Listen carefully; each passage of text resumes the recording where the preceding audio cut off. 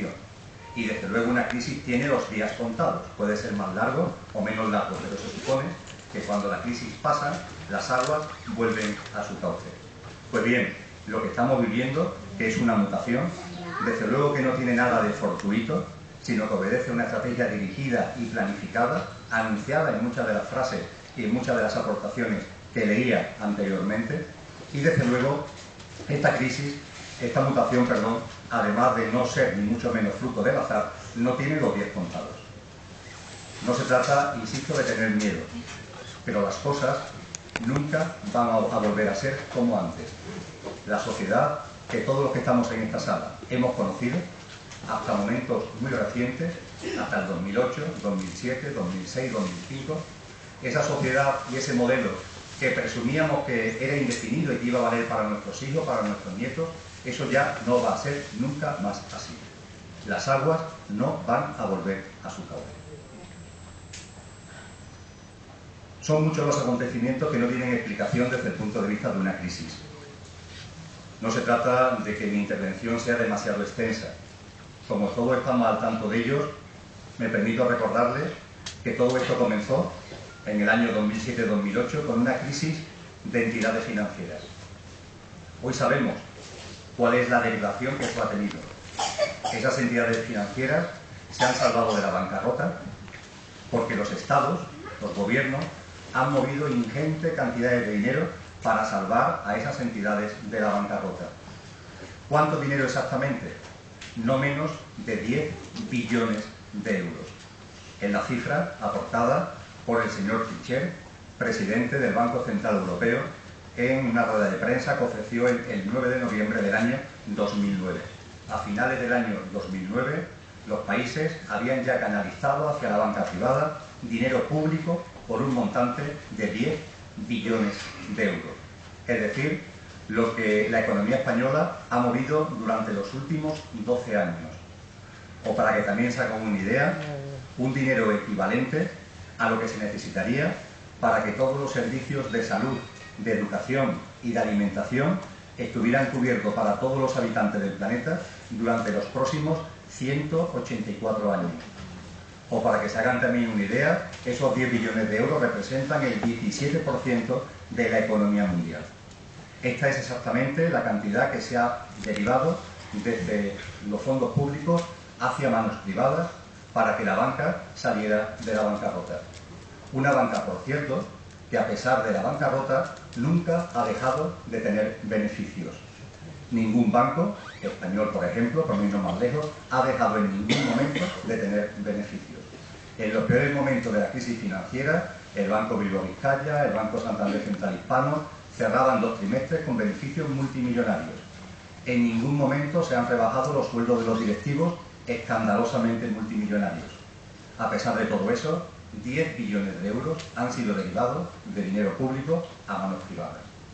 Como consecuencia de eso, si mi buen amigo Antonio, con perdón, fuera la banca y yo fuera el Estado, yo he salvado a Antonio de la bancarrota.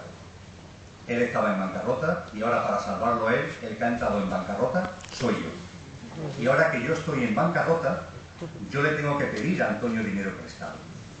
Sé que esto es un tema que para los no versados en materia económica se escapa un poquito, pero hace ya algunos años que se establecieron normas por las que los bancos que dependen de los estados, en nuestro caso el que emite el euro, el Banco Central Europeo, no puede financiar el déficit público. Es decir, lo lógico es que los gobiernos europeos le pidan dinero al Banco Central Europeo. Eso está prohibido. Hay que pedírselo a la banca privada. ¿Cómo consigue la banca privada los fondos para prestárselo a los estados? Se los presta el Banco Central Europeo. ¿A qué tanto por ciento? Al 1%. ¿Qué es lo que hace Antonio con ese dinero? Me lo presta a mí, que soy el Estado. Pero claro, con 2 condiciones. En primer lugar, siempre que haga la política económica que él considera que hay que hacer, que es la que beneficia a sus intereses y a sus estrategias. Y en segundo lugar, me acusa a través de sus propias agencias de rating, esas agencias que dijeron que Antonio antes de caer en la bancarrota era maravillosa, pues Antonio, esas agencias ahora me miran a mí, y a mí, que he salvado a Antonio de la bancarrota, me acusan de insolvente, me acusan de incompetente y me dicen que el préstamo no me lo pueden dar al 2%, ni al 3%, ni al 4%, ni al 5%, sino al 6%, al 7% o al 8%. ese mismo dinero que el Banco Central Europeo le está dando a Antonio para que me lo prestan. El simple hecho de coger con la mano izquierda el dinero que le dan de Frankfurt y dárselo al gobierno español le representa un beneficio a la banca de 6 puntos, de un 6% de diferencial de tipo de interés. Y como la especulación continúa, la cosa va a más. Si esto se quedara aquí, podríamos decir que ha sido un desastre, pero que miramos el horizonte con optimismo. El horizonte hay que mirarlo con optimismo, pero hay que ser consciente que la denominada crisis tiene unos claros perjudicados, fundamentalmente las personas que engrosan la cifra de desempleo, las decenas de miles de empresas que han tenido que cerrar, todo lo que son cuestiones sociales que están actualmente tambaleándose, pero también lo que se denomina crisis ha tenido unos grandes beneficiados. ¿Quiénes? Los mismos que la han provocado. Radicalmente los mismos que la han provocado. Esto afecta no solamente a la economía, repito, afecta a la esfera social, el tambaleo del estado del bienestar, el cuestionamiento de la edad de jubilación, de derechos laborales y lo que vendrá, y también pone en solfa el propio entramado institucional y toca de lleno el corazón de la democracia, en el entendimiento de que los gobiernos se han convertido en esas marionetas que decía el señor Todt en el año 1993 y tienen que plegarse el poder político al poder financiero, al poder económico, haciendo la política que sea vista desde despachos o desde instancias para cualquiera de nosotros desconocidas, pero que serán menos desconocidas en el momento en el que vayan entrando en el libro de Cristina y vayan ojeando sus páginas. Esas instancias, que son las que marcan las políticas que están siguiendo los gobiernos, porque son títeres y marionetas en manos del poder financiero, lo conocerán mucho mejor leyendo este libro sobre el Kurubira. Y como le decía, todo esto sucede porque estamos viviendo una mutación. No es una crisis, sino una mutación del sistema. Este sistema, que a mí no me gusta llamar capitalista, porque el término capitalismo, capitalista, inmediatamente nos vienen etiquetas políticas, y lo que está ocurriendo exige una gran unión, lo que está ocurriendo exige que vayamos superando dicotomías, dualidades, divisiones partidarias y partidistas que interesadamente esos mismos generan entre nosotros. Se necesita mucha unión para superar todo lo que está aconteciendo y todo lo que va a acontecer. Pues bien, ese sistema, que a mí no me gusta llamar capitalista y que prefiero llamar mercantilista, apareció, dicen los libros de historia, en la Inglaterra del siglo XVI. Y ha tenido 3 fases en su evolución, 3 fases fundamentales en su evolución. Una que se desplegó entre el siglo XVII y el siglo XVIII. Fue la fase de consolidación. Otra, una fase de expansión, siglo XIX y siglo XX, de la mano de la revolución industrial que vivió el planeta en ese siglo XIX. Y por fin, la tercera y última fase hasta ahora es la derivada de la mutación actual, y está fechada, por tanto, en el siglo XXI. El sistema, desde el comienzo, desde ese siglo XVI, ha tenido siempre la misma seña de identidad. Todos los conocemos. Mercantilización, primacía del valor de cambio.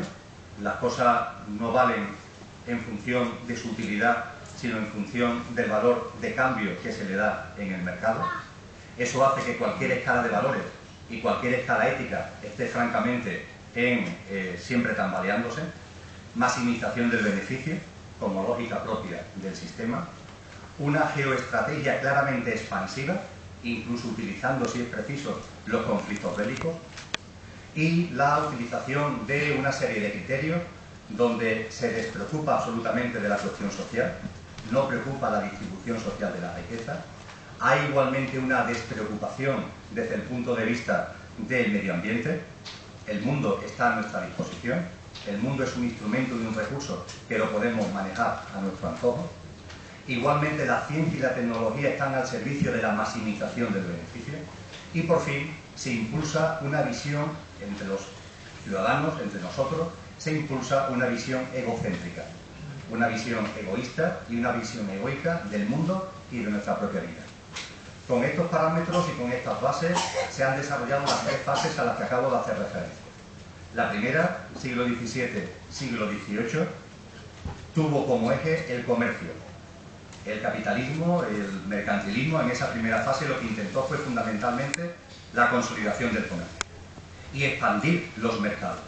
Los mercados que hasta entonces eran locales se ampliaron y pasaron a ser mercados regionales y pasaron a ser mercados